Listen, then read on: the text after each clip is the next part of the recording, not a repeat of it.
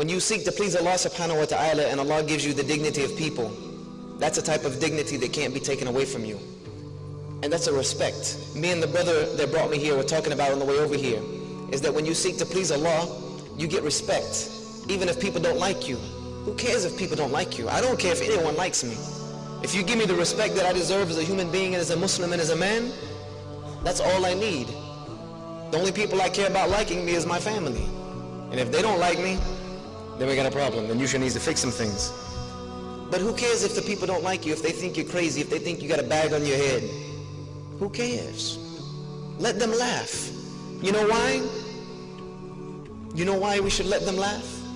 How many of you have ever heard the phrase, laugh now, cry later? Laugh now, cry later. That's for them. That's for them. And I even had this not long ago. I had a debate with a pastor and a couple of non-Muslims and atheists in New Jersey.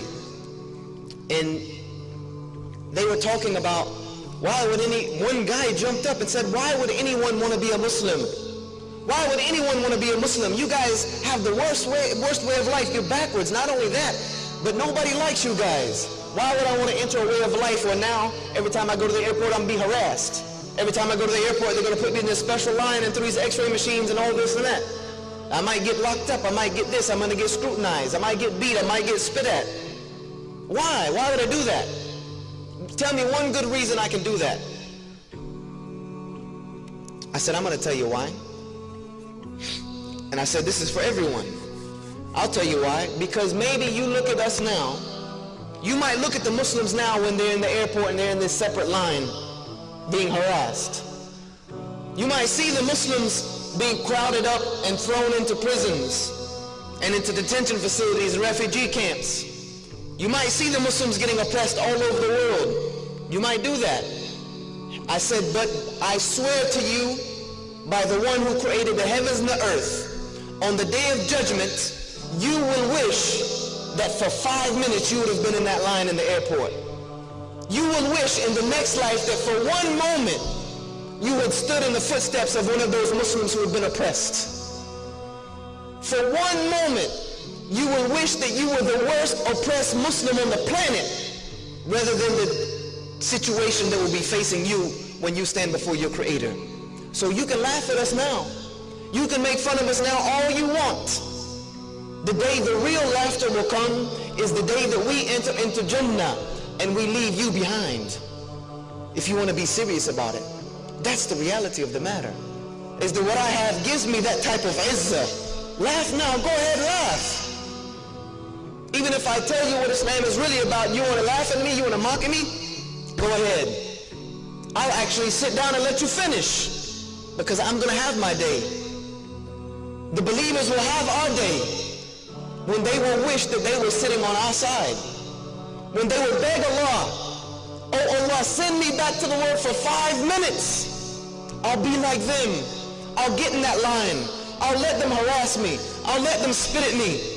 I'll let them snatch my scarf off my head.